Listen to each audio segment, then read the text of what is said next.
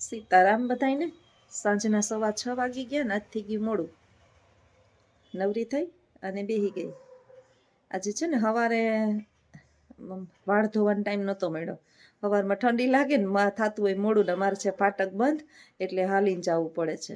એટલે થોડુંક વહેલું નીકળવું પડે, કારણ કે હજી 16 તારીખ સુધી ફાટક બંધ રહેશે. આવું છે બધું જીવનની અંદર. જે છે ને, માણસ મોસમની જેમ બદલાય. જેને તમે તમારા માનીને ઉછેર કર્યો હોય, જેને 2 વખત સાંભળજો, ન સમજાય તો 2 વખત સાંભળજો. જેને તમે તમારા માની અને સાચવા હોય અને ઉછેર કર્યો હોય, એ જ તમને બહુ ભયંકરમાં ભયંકર ઘા આપે. આ કલયુગ ચાલે છે બાલા. અહીંયા છે ને ઈચ્છાઓને અપેક્ષાઓ રાખવી નહીં. નેકી કરો દરિયા મેં ડાલ. પછી પછતાવું રોવું નહીં કે અરે મેં તો કેટલું કર્યું, મારું તો આવું કરે. એ જ વ્યક્તિઓ તમારા સામે હોબળા ચડાવીને ભાગશે. એટલે સૌથી પહેલાં તમને બ્લોક કરશે, કારણ કે તમે રાખ્યું હતું ને એનું સામે પડતો જવાબ આપ્યો હોત અને ના પાડી દીધી હોત કે હું નહીં કરું આ, તો આવું ના બનત. બધાયના જે છે ને આ દુનિયાની અંદર હૃદય દુખાતા હોય, પણ દુખાવા નહીં, કેમ કે આ કલયુગ ચાલે છે. કલયુગની અંદર જો આવા અનુભવ ના થતા હોય તો આને કલયુગ ન કહેવાય, સતયુગ કહેવાય. આ તો દ્વાપર યુગથી ચાલ્યું આવે છે. દ્વાપર યુગ, ત્રેતાયુગ, થોડું કલયુગની અંદર એનું વિકરાળ સ્વરૂપ જોવા મળે. એમાં કંઈ નવાઈની વાત છે નહીં. એટલે એવું છે બધું. સમય બલવાન હે, નહીં પુરુષ બલવાન. કાબે અર્જુનને લૂંટ્યો, વહી ધનુષ વહી બાણ. સમયનું માન છે, માણસનું મહત્વ જરાય નથી. નાણાં વિનાનો નાથિયો અને નાણે નાથા લાલ. ગામની અંદર આખા ગામમાં નાથીઓ કરતા હોય, અને જો તમારી પાસે ધન દોલતી નાથાભાઈ પાસે આવી જાય એટલે નાથાભાઈ નહીં કે નાથા લાલ કહેશે.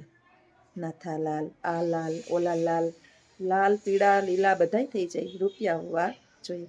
એટલે માણસની પાસે જે છે ને એનો સમય બદલાય ને એટલે ખબર નહીં કઈ જાતનું અભિમાન ને ગુરુર આવી જાય છે. પણ માણસ એ સમજતો નથી કે જે રાવણ પાસે સોનાની લંકા હતી ને, એ શક્તિ, માતા શક્તિને શક્તિ બહુ ભોળા, માતાજી બહુ ભોળા. રાવણે પૂજા કરી શિવની, શિવ પ્રસન્ન થયા, પણ હવે પોતાને જે ટાઈપનું એને લંકા બનાવી હતી ને, મહેલ, શીશ મહેલ બનાવો તો સોનાનો મહેલ ત્યાં બને એમ નહોતો પોતાનાથી, સોનાનો આખો મહેલ.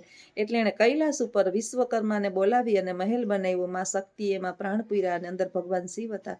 શિવ તો નીકળી ગયા, પણ સોનાનો મહેલ જે છે એ લઈ ગયો. હવે એને છેતરીને લઈ લીધું ને, એટલે આપણે જાણીએ છીએ કે છેતરીને કોઈને લીધું હોય, તમે એને કોઈને માણસને છેતરા હોય ને ભોળવા હોય, અને પહેલાં એની પતળી ધીમી હોય ભોળવીને, તો ભગવાન લૂંટી તો ચોક્કસ લે જ. એટલે ત્યારે રાવણને ખબર નહોતું કે એક સામાન્ય વાનર આવી અને આખી લંકા બાળી જાય. હનુમાનજી સીતાની શોધમાં ગયા અને કોઈએ સેજ ચારો કર્યો અને આખી લંકા પૂછડા વડે બાળી નાખી. એટલે તમે છેતરીને લીધું હોય તો જવાનું જ છે, આજ નહીં તો કાલ. અન્યાય ઉપાર્જિતાણી દ્રવ્યાણી 10 વર્ષાણી તિષ્ઠતી, પ્રાપ્તે ચ એકાદશે વર્ષે સમૂલહમી વિનશ્યતિ. અન્યાયથી તમે કાંઈ પણ મેળવો ને એ 10 વર્ષ ટકે, 11મું વર્ષ બેસતા સમૂળવું નાશ પામે. એટલે બહુ અભિમાનની છડીઓ આપણે જીવનની અંદર આપણા મને ઘણા બહેનો કહેતા હોય કે બેન મેં મારા પરિવારની અંદર આટલું કર્યું. કમેન્ટ વાંચતી હોય, નવરી હોય ને ત્યારે વાંચું કમેન્ટ. મને મારા પર્સનલ નંબર છે ઘણા પાસે, એ ફોન મને કરે કે બેન મને અમારી આ સમસ્યાનું સમાધાન કહો ને. એટલે હું વિડીયોની અંદર લગભગ કહી દેતી હોય છું, વિડીયો સાંભળજો, કાલ હું બનાવી લઈશ એના માટેનો વિડીયો. તો પૃથ્વી પર બધાયને અનુભવ થાય. અનુભવ ન થાય તો તમને ખબર કેમ પડે કે આ માણસ કેવા છે? માણસને આપણે ખબર તો પડવી જોઈએ ને કે સામેવાળું માણસ કેવું છે. હવે જ્યાં સુધી તમે છેતરાશો, જ્યાં સુધી એની હામાં હા મેળવશો, ત્યાં સુધી તમે સોનાના છો. એક વખત ના પાડીને જોજો, એક વખત સામે જવાબ દઈને જોજો. તમને જ્યાં સુધી સલાહ, સૂચન, માર્ગદર્શન, આંગળી ચીંધી અને તમને કેવું એનું બધું કામ કરાવવું, જ્યાં સુધી તમારે એની ગરજ બધી પૂર્ણ કરી લે, તમે કોઈ દિવસ ઉંફકારો નહીં કરો. ખાલી એક વખત ખાલી વળતો જવાબ આપીને જોજો, તમને કેવું એના બધા પ્રત્યેથી તમને વર્તન મળશે. તમે દુનિયામાં એના છો જ નહીં ને એવું તમારું વાતાવરણ થઈ જશે. અને ઈશ્વર કરે કે આ સબક લગભગ આ બધાને વહેલો મળી જાય, કારણ કે બહુ લૂંટાઈ જાય પછી બધું નકામું છે.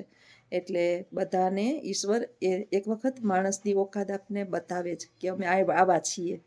એમ આપણને ખબર પડી જાય કે આપણે આવા છીએ, એમ આપણે એની ઓકાત બતાવી દઈએ.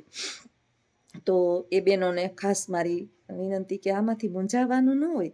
માટીના ચૂલા ઘેર ઘેર છે, અને હવે માટીના ચૂલા ગયા તો ઘેર ઘેર ગેસના ચૂલા, પણ ચૂલા તો ચૂલા જ છે.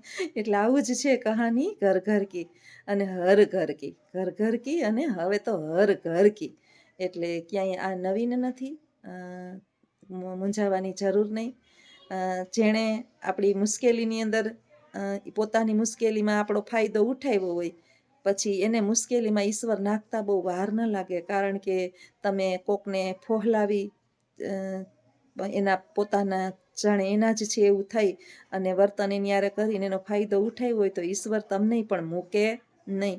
કારણ કે આપણાથી અંતર્યામી જે છે ને 1000 હાથવાળો છે, એ ગજને કાતર લઈને બેઠો જ છે. દિવસ આપણે જોતા ના હોય, પણ એને રોવડાવતો તો ચોક્કસ હોય. ક્યાંક ને ક્યાંક આપણે છે ને માનસિક રીતે હારા હોય, વ્યસ્ત સરસ હોય, આપણે માનસિક રીતે હારા હોય, એ ભંગાયેલા હોય. કદાચ ધન દોલત 2 રૂપિયા વૈધા હોય, ઉલાળા મારતા હોય, પણ માનસિક ભાંગેલા હોય, એને શાંતિ ન હોય ક્યાંય. કારણ કે શાંતિ એ જ વ્યક્તિ પ્રાપ્ત કરી શકે જે જીવનની અંદર કોકને શાંતિ લેવા દીધી હોય. આ નોંધી રાખવું ક્યાંક, તમે શાંતિ તો જ આપણને ઈશ્વર આપે કે તમે કોકને શાંતિ લેવા દીધી હોય. તમે બળતા ઘીની અંદર ઘી હોમવા ગયા હોય અને કોકની પથારી ફેરવવા માટે પૂરા પ્રયત્ન કર્યા હોય, તો ઈશ્વર કંઈ મૂર્ખો નથી. મદદ ન થાય ને તો 2 વેણ મીઠા કહી. અને આપણે સાચું આજ મારે ખાસ ઈ કહેવું હતું કે કોઈ વ્યક્તિ જે છે એના હૃદયની વાત આપણી પાસે ક્યારેક ખોલતું હોય છે. જેમ મને કહે છે બધા કે આમ સમસ્યા છે બેન, આમ સમસ્યા છે બેન. વાત માનજો કે તમે નસીબદાર છો કે વ્યક્તિએ તમને વાત કરી છે અને તમારી પાસે એનો જવાબ છે. તો એની ધજાગરા ન ઉડાડો. મીઠું મરચું ભેળવી અને 5 જણાને કહેવા ન જાઓ કે એને તો હમણાં ઘરમાં આવું સમસ્યાઓ હાલે છે, એટલે બીજા 5 જણા એનો ફાયદો ઉઠાવે. પણ એને તમે કંઈ આપી ન શકો ને તો સાંત્વના ચોક્કસ આપો કે સુખ અને દુઃખ તો એક ચક્ર છે. જીવન પસાર થઈ જાય, જેમ રાત પસાર થઈ જાય એમ દુઃખય પસાર થઈ જાય. હિંમત ના હાર. દુનિયાની અંદર કોઈ માણસ જે છે એ સંપૂર્ણ નથી. આ પૃથ્વી પર કોઈ માણસ સંપૂર્ણ નથી.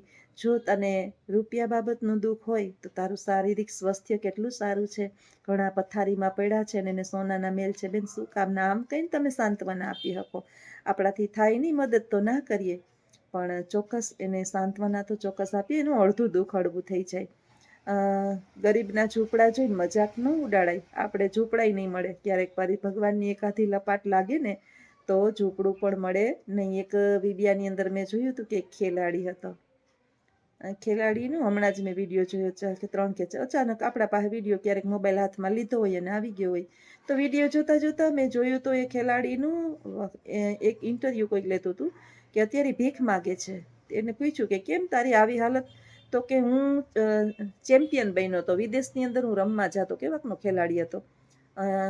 એક રમત હું રમીને આવું ને એટલે મને લગભગ 80 લાખ ને 90 લાખ રૂપિયા મળતા. એટલે તો વિચારવાનું કે કેટલી રમત રમી હશે.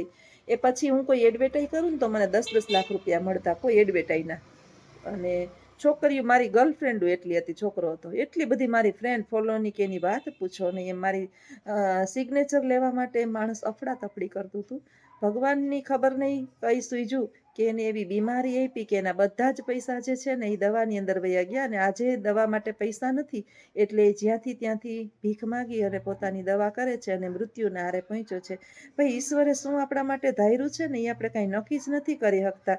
સિકંદર, આજે માણસ પાસે 5 રૂપિયા થાય ને તો માણસ હવામાં ઉડતો જોવા મળે છે. નાના માણસને તુચ્છ સમજી પદ પ્રતિષ્ઠા અને પૈસાના અભિમાન અને ગુમાનની અંદર એટલો બધો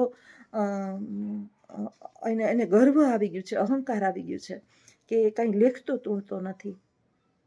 ત્યારે એક વખત ચોક્કસ સમજી લેવાનું કે સમગ્ર વિશ્વની અંદર જેણે વિજય મેળવ્યો તો ભારત દેશ નહીં હો, એક દેશની વાત નથી કરતી. વિશ્વ વિજેતા સિકંદરે આખા વિશ્વ ઉપર વિજય પામ્યો. આખી જિંદગી એણે લડાઈમાં, યુદ્ધમાં અને રાવટીઓ જ્યાં કરીને પોતાની પસાર કરી. જીવનનો છેલ્લો પડાવ આવ્યો. આમ ને આમ એને ઉંમર ચાલી ગઈ. છેલ્લે બીમારી લાગુ પડી આખી પૃથ્વીનો માલિક, પણ એને બીમારીમાંથી ઉગારવા માટે એ કંઈ વૈદ નથી, એ કંઈ દવા એને લાગુ પડતી નથી. અંતે એને જીવનનું સત્ય સમજાણું કે અરે રે, મેં તો મારી જીવનની કોઈ પળો ખુશીની, મજાની, મસ્તીની, પરિવારની કોઈ જોઈએ જ નહીં. મેં મારા જીવનને ભોગવું જ નહીં. આખી જિંદગી મેં લડાઈ ઝઘડા અને એક સિકંદરની કહાની શું છે ને એ તમને થોડુંક હું કહી દઉં. સિકંદરની કહાની એવી હતી કે એની માતાને છે ને કોઈ રાજા ઉપાડી ગયો, એનું શોષણ કરતો, એની સાથે બહુ ખરાબ વર્તન કરતો. પછી સિકંદર એમાં જન્મ, એ જ રાજાનું સંતાન તરીકે, જેને આપણે કહીએ બલાત્કાર કરતો. પછી સિકંદરની હાજરીમાં સિકંદર જોવે ને એમ એની માને મારતો ને એ જ રીતે પાછો નગ્ન અવસ્થામાં બલાત્કાર કરતો સિકંદરની માતા સાથે. આવું એનો લેખ છે, આખો વાંચો ને તો તમને ખબર પડે. ત્યારથી સિકંદરને દરેક રાજાને મારી નાખવાનું એક જનૂન ચડ્યું હતું કે રાજા હોવો જ ન જોઈએ આ પૃથ્વી પર, હું જ રાજા આખી પૃથ્વીનો. પછી એણે લડાઈ ચાલુ કરી હતી, પણ અંતે એણે પશ્ચાતાપ થયો, બધાને મારી નાખ્યા. રાજા નામની ચીજ જ નહીં. પહેલા જ જ્યારે મોટો થયો ત્યારે એની માના જે દુશ્મન હતો એને જ માર્યો, અને પછી ત્યાંથી એણે શરૂઆત કરી અને ધીમે ધીમે ધીમે સિકંદર વિશ્વ વિજેતા બન્યો અને સમગ્ર જગતનો રાજા બન્યો. પણ ત્યાં તો એન્ડ આવી ગયો તો જિંદગીનો, જવાનો સમય થઈ ગયો. જ્યારે જવાનો સમય થયો ને ત્યારે સિકંદરે બધાય પોતાની જે પ્રજા સેવકો હતા ને એને એમ કીધું કે ભાઈ, હું મૃત્યુ પામું ને એટલે મને જ્યારે લઈ જાવ ને ત્યારે મારા 2 હાથ જે છે ને એ ખુલ્લા રાખજો.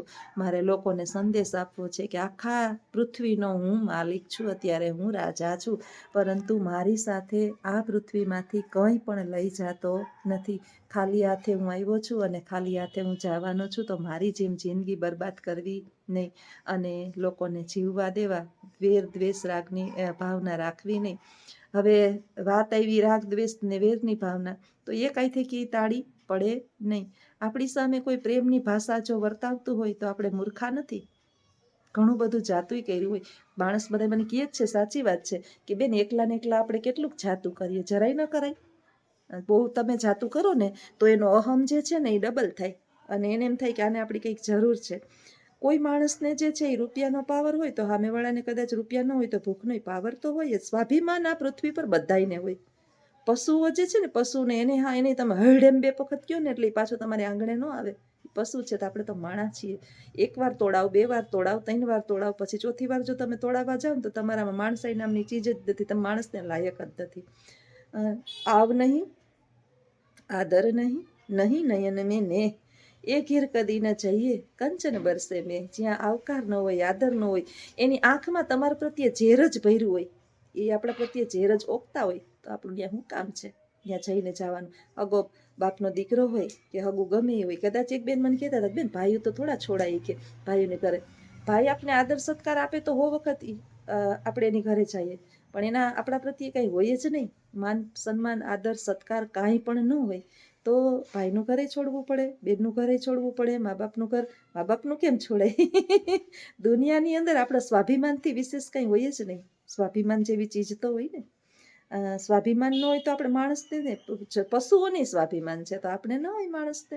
તો અભિમાનની, સ્વાભિમાનની વાત કરું છું. અભિમાન ઈશ્વર કોઈ દિવસ કોઈને ન આપે. અભિમાન સેવાનું કરવું? આ શરીર આપણું નથી.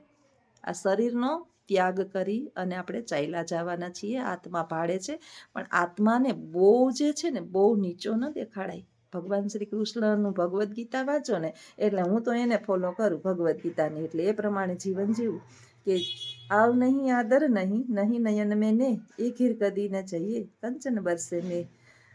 સૂકો રોટલો ને ભાજી આપી હોય, આપણે પીરસી હોય અને માન સન્માન આપે ને કાંઈ સગાવાલા ન હોય તો પ્રેમથી ત્યાં જઈને આરોગી લઈએ ને આપણી ઘરે એને 56 ભોગની આપણી તેવડ હોય તો ખવડાવીએ.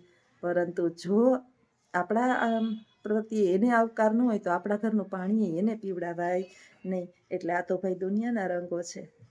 દુનિયા તો આપણને ઘણું બધું શીખવે અને હજી કેટલું શીખવાડશે.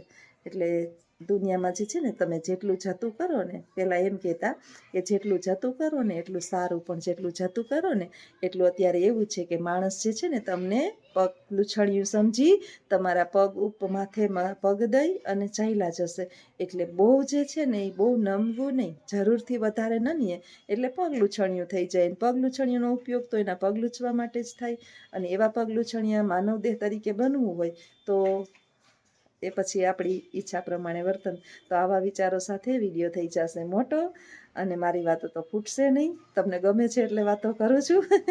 તો આવજો બધાય. સીતારામ.